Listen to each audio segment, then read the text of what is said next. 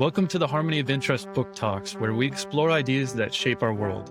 My name is Evan Papp, and I'm the executive producer of Empathy Media Lab that publishes content on labor, political economy, art and culture, and we're a proud member of the Labor Radio Podcast Network. Today, I'm speaking with Ellen Bravo and Larry Miller about their new book, Standing Up, Tales of Struggle, published by Hardball Press. This multi-generational novel about class struggles filled with stories of workers overcoming obstacles to achieve labor solidarity in the workplace. Ellen is a writer, organizer, and lifelong activist. She's a former director of 9 to 5, the group that inspired the famous movie, and co-founder of Family Values at Work, a network of state coalitions working for family-friendly policies. She's also an award-winning writer of nonfiction books, including Taking on the Big Boys, or Why Feminism is Good for Families, Business, and the Nation. And her first novel, Again and Again, tackled the campus sexual violence epidemic, male privilege, and beltway politics. And Larry is her co-conspirator and spent over 45 years with Ellen fighting for equality and justice, and just finished a stint on the school board, which I'm interested in talking to you a little bit more. But thank you so much for your time. Our pleasure. This book does reflect a lot of your experience over the many different years in these many different short stories that build up through over 50 years of different snapshots of fictional accounts that probably represented different experiences in your lifetime. And could you begin by talking about your journey into social justice and labor issues? I can go first if you want. So, I grew up Jewish. The Holocaust wasn't something I learned about. It was something I always knew. I grew up with it. And the idea that there were people who were silent in the face of that kind of atrocity was pretty abhorrent. And so the idea that you should speak up and stand for justice was something kind of endemic in my life. And I think I became an activist of civil rights and anti-war, and was involved in Greek resistance and found the women's movement. And I realized that it made sense of a lot of things that had happened in my life. And I realized that all these things were connected, that this was a systemic problem, and that the only way to solve it was to have the people that are most impacted lead the struggle. And obviously that meant for me, for the women's movement, that we had to have movements and organizations that spoke to and were vehicles for working class women, and had to be multiracial. And that's what led me to 9 to 5. And for myself, I grew up in a working class family that was very, very progressive on issues of race. My father during World War II, was in San Antonio, Texas, and refused to leave the section of the bus that was designated for African Americans, and got in big trouble with his superiors in the military as an individual. And so my parents were, just believed in righteousness, and, there's right and wrong in this world. And so that's the kind of upbringing I had. And then when I left high school, I wanted to consciously get involved in activism. And so I ended up in Atlanta, Georgia, actually going through Tulsa, Oklahoma. And I can talk about that because I lived in Greenwood, where the massacre happened in 1921, and was very much connected to members of what had been Congress of Racial Equality. And most of them were workers in unions or organizing unions in Tulsa, Oklahoma. So my political consciousness just grew at every step. And then I got a job at Grady Hospital, at one time it was the largest hospital in the South, where the first story takes place, which is pretty much what happened, the slowdown. And so at each step of what I was doing, I just gained more consciousness about the importance of the working class, and of the importance of unity with the people of color, gender, all of these issues. Great. Yeah. And this book, Standing Up, Tales of Struggle, and the very first part of the first story is a worker who is in a hospital laundry kind of unit that is cleaning some of the linens, and there's no worker safety. There's no PPE for a lot of the workers and things like that. And there was also a major racial component as well. Could you talk a little bit about how race is used to split the classes? in Well, that context?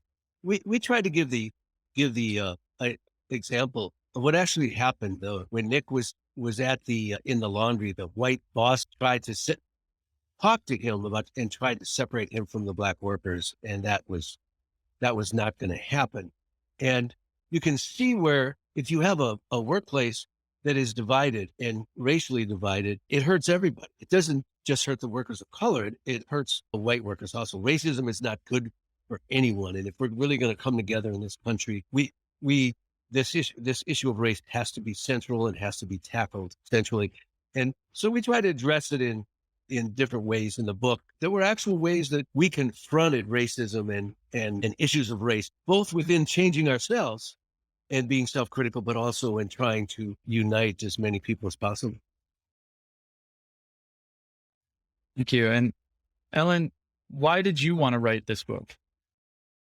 You know, what really sparked the book was that Larry had written these essays about people that meant a lot to him and jobs he had and organizing experience he had in the South when he was a young white kid from Wisconsin, you know, trying to find his place in helping change the world. And there wasn't really a genre for those. And so they thought, well, maybe I could turn them into fiction, but I don't really know how to do that. And I said, well, I can help. And I had these other pieces of things that I've written that I'd love to incorporate. So we had a great time, you know, kind of figuring out how to put this all together and tell a story that was, as my wonderful friend Pramila Jayapal wrote a blurb for the book that I just love. And she said, she said, it's a love story, a tale of parenting, of friendship, of solidarity, and a wonderful depiction of people stepping into power. So that's what we really wanted to show, those moments when people understand that oppression is not inevitable and that you can do something about it if you act together with others. I mean, I just love that there's a dynamic between Sophie and Nick, which, you know, is a reflection of two loving people together and raising children and going through, you know, 50 years of struggle. It's really, really a wonderful tale. And each short story has its own point lesson in it, but it just builds into this wonderful crescendo. And to the end as well, there is a little bit of a talk on not only ageism, but women in ageism. And could you talk a little bit about that last story about what the characters faced? It was very funny. Larry would say things and I'd say, I'm taking that line, it's going right in the book, because how much we internalize the bias that we live with. We hail unions and the importance of unions in the book. We also recognize that racism and sexism and other forms of bias exist in those structures as well. And so age bias is one of those things that just people feel completely free to say, aren't aware of the impact. And so it was really my imagining the training I'd love to see happen to help raise people's awareness of the vitality and, you know, because people are older doesn't mean they've stopped having dreams and things that are important to them. And yeah, got to say it in that chapter. So people should know that the title of the chapter is The Roar of the Elders. So no one said that. It's very, people hear that roar. Yeah, and I just loved even the touching aspects where you're out walking dog and it's cold out and it's just a very I really enjoy the way you write and the way this came together. And so talking a little bit about the technical aspect for people who have maybe their own stories that they want to tell. I know you've been writing a lot and it's not an easy task to put together a book, but could you talk, what was your process writing this book and co-authoring it? Well, Ellen's the admin of the two. You know, I've written essays, the essays that you talked about based on real events. And, you know, and I'm also an editor of Rethinking Schools, an education journal. And by the way, very good. But so I've written some of that sort of stuff, essays, but to actually write fiction, we would go through the process of I would write things out the way I want it to go and the content. And then Ellen would look at it and start changing it into actual what I consider literature. And then we'd go back and forth on that. And it was a very agreeable relationship because I recognized her strengths in writing, and she takes my critiques, very well and consciously. So it's been a good process, a very good process. I'll give you an example. We did a little retreat. We went to Cowboy Joe's and Cowboy David's ranch near Rocco, Wisconsin for 3 days. And this was during COVID. And, so we packed our food, stayed in this lovely cabin, took hikes, enjoyed the beauty. And then Larry would tell me the story and I would drill him and ask him questions. And what did LC look like? And tell me what his voice sounded like. And what was the sound of that place? And what did it smell like? And so on. And then he would tell me that and I'd incorporate it. And then he'd read it. And then he'd say, here, fix that, change that. And then we'd write more. We'd go back and forth that way. And it was so great to me. For example, when we did the chapter on the first date, I'm paying for my meal. And I said to Larry, what do you remember of that first date? He remembered everything about that day. He remembered what he wore and what he ate and doing a little reconnaissance on the club that we were going to go to so that he wouldn't look silly about knowing where to park. And it was so touched by that he remembered all those details. And obviously that all got incorporated in the chapter. Yeah, it's just such a wonderful thing because you being together for so long as well and recounting that. And so that adds just a whole nother part of the magic of this story and this collection of 23 short stories that are fictional, but are very real as well. So what would you like people to take away from this book? Well, I think again, to quote a friend who wrote a blurb, Rinku Sen, she said, one of the things I want people to see is this is what it means to be an organizer, to be an activist. You fall in love, you have kids, you have relationships, you have friends, you have sex, you have food, and you work together with these people to make change every way that you can. That it's not some separate kind of being that does this. It's us, it's his life, and that it can be joyous. And so we really want people to think about the power they have and not give more power to those in charge, and realize that we can take that power back, collective ways of thinking through, making analysis, making strategy, making a plan. In addition to that, I wanted people to be described and depicted in the amazing ways that I saw them. People that were just incredibly supportive and were just living their lives, but they were these wonderful, wonderful workers that, you know what I mean, that had great ideas. No one really paid attention to their thinking, to their thoughts, but we wanted to give credence to that. It's so important. That voice is so important that I heard, that taught me. These were the people that taught me in my lifetime and became the heroes in my life. And we want to reverse the way people look at the workers. Yeah, there's a wonderful author named Mbolo Mbue who wrote a book called How Beautiful We Were, about this African village that's being completely exploited and polluted by a U.S. oil company.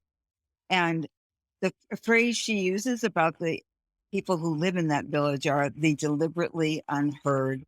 I have a particular pet peeve about people who talk about the voiceless. No one's voice, they just get blocked out. And we wanted to lift up those voices and put the spotlight on them, as so unfortunately so little happens in literature, and have people celebrate those lives. That's part of what we want to. Yeah, and I did find that in some of the notes about this question of like, people aren't voiceless, they're just not being heard. And also oftentimes the labor is just seen as this struggle, but the solidarity with other workers does create tremendous joy and the ability to overcome challenges. And it is about power. And so when you come together and you're able to overpower an oppressive force, there's great joy and solidarity and feelings of hope and victory and love that come through that I really thought you captured well in many of these short stories. So looking ahead today and where we are in the state of labor, and I've been an unorganized worker for most of my life, and I've gotten very interested from social justice into the fact that labor is the counterbalance to oligarchical power. And it always has been. Organized labor will be what improves the global awareness and bringing about rights for everyone everywhere. And I was getting very hopeful in the last several years about the movements of labor and organizing. We're still seeing tremendous amounts of work stoppages and changes like that.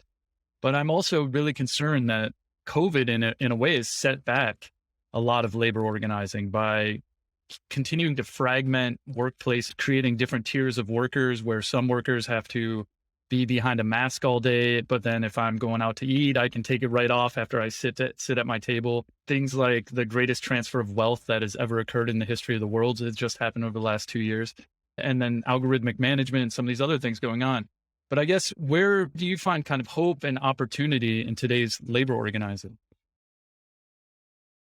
Well, one of the things that we have seen just what you're describing, the development of two-tier labor force, we tried to write about that in the call center at the airline and the stand up and the union makes us strong, those chapters. The fight against that, the fight for equity, and understanding that it will disproportionately affect workers of color to be in tier B or whatever it gets called, but all workers are in danger when that happens. Really understanding what Larry was saying about we all have a stake in fighting racism. I see that as a development that more people are talking about that and doing it. We were excited about the Fight for 15 organizing and Justice for Janitors, groups that are trying to get employers, multiple employers, to make a contract rather than just shop by shop. I think that's a really good, exciting trend. The Amazon strike, we've worked with people, our Walmart and now United for Respect, who've been trying to do organizing at Walmart and Amazon for a long time, and not giving up and understanding the need to build communities of workers who work to think together about a strategy. The companies are as vicious and union busting as they've ever been, spending gazillions of dollars, not just on union busting, but on going to the moon and saying they can't afford to pay their workers decently or give them family leave and paid sick time, or treating them differently if they're part-time and then demanding that most people stay part-time. So the recognition of that and fighting that and organizing against it, that's all really exciting. And we've also been really excited by the teachers unionizing fights. And Larry, as a retired teacher, say a little more about. Well, a couple things. One, it was amazing to me that it was the teachers in West Virginia where the attacks on teachers unions and other unions, public sector workers, is as strong as it is here in Wisconsin. When we fought, I'm wearing the T-shirt of the resistance against Act 10 under Scott Walker, which is still the law. But they stood up. And then the teachers in Oklahoma, I lived in Oklahoma. Oklahoma is not in any way a progressive state or historically been considered a union state. For them to stand up and take the lead, I thought was phenomenal. It gives me great hope. And another example of what we see is here in Milwaukee. There's an organization, a statewide organization for immigrant workers. It's called Voces de la Frontera, and they've had as many as 80,000 people march the streets for immigrant rights. They have a workers' center, and they work very closely with the unions. They help try to organize a union at Palermo's Pizza, and they're very connected to bringing organized labor together with immigrant workers. We see this kind of work going on a daily basis, and it's very hopeful. There's what you were talking about, Evan, with the fragmentation and all of this stuff that's going on with the groups like organizations like Amazon trying to take advantage of the COVID situation, and the food processing plants taking advantage of the situation. Will come back in my opinion, to bite them. That as we go through this, we are going to. I am hoping that we're going to see an even greater resistance and organizing effect among you for unions and among unions. And one more thing I'd add. So obviously union density has been completely smashed, and we're in such a weaker position than we were in 30, 40 years ago. But private sector unions have really grown, and that's been very important for workers of color as an opening to get a foothold in a decent job. And it's why the fight against privatization, our friend Donald Cohn has written a great book called The Privatization of Everything, is so important, and the importance of keeping the public sector. What we saw in Act 10 in that uprising in Wisconsin, here are these workers, these state workers who have fought like heck and given up wages to get decent health care. And then Scott Walker says, they're the haves. Hey, workers of Wisconsin in the private sector, you don't have a health care plan like that. That's bad. We should go after these people. Instead of, here's a model for you, which is what we all were saying, organize and be like, have a union like these folks, and you'll get the same kind of plan. So fighting that effort to divide people and the effort to demonize the public sector, that's really important. Just as, the fight to keep public schools public. This has been a massive battle here in Wisconsin and obviously elsewhere. I do see that even media organizing is going to lead to a greater awareness and greater content creation of people talking about unions, understanding unions, as a lot of newsrooms get unionized as well. And I'm hopeful on that. And there's always a question of Wall Street dipping into both parties' coffers. And, on one side, you have a New Deal pro-union party, but then it's constantly pulling punches as the New Democrats came in and replaced the New Deal Democrats. And as it's grown in its big tent and acknowledged all of the social inequities, and we still have to figure out how to get Wall Street and all of these financial predators out of the equation that's privatizing everything from private equity to schools and everything else. No, I was just going to say it's why the, efforts like Elizabeth Warren's to regulate and, and name that there has to be a cap on profits and maximum wages, just like there's minimum wages. We just have to start being honest about, being frank about what that change looks like, and that we're talking about systemic, profound change. I just want to say one other thing that gives us hope is the rise within the union movement of organizing among and leadership among women and people of color.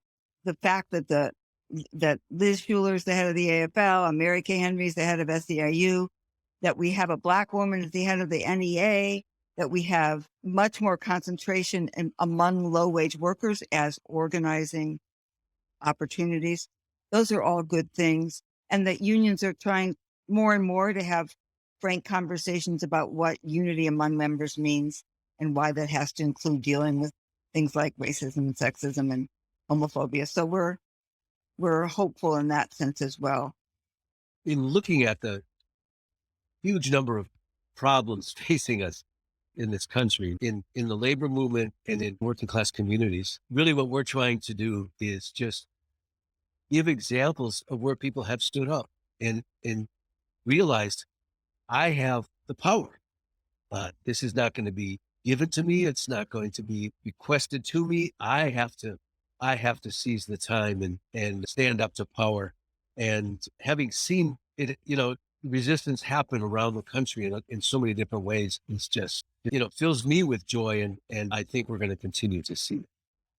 And we hope the book helps people see that being an activist and being part of this fight for change doesn't mean that you don't make time for yourself, for your kids, for your love, that you don't laugh. In fact, these are the opportunities that create joyous community.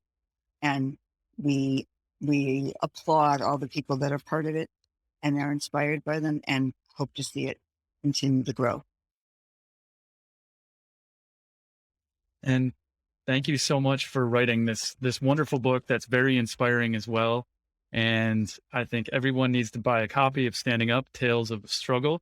And you can get it from an independent publisher, Hardball Press, or your independent bookstore. And I'm also very inspired with the work that you've done and what I've learned just from reading this book. So I think everyone should buy it. And thanks again for your time. And this concludes Empathy Media Lab's Harmony of Interest Book Talks. And always remember, labor solidarity forever.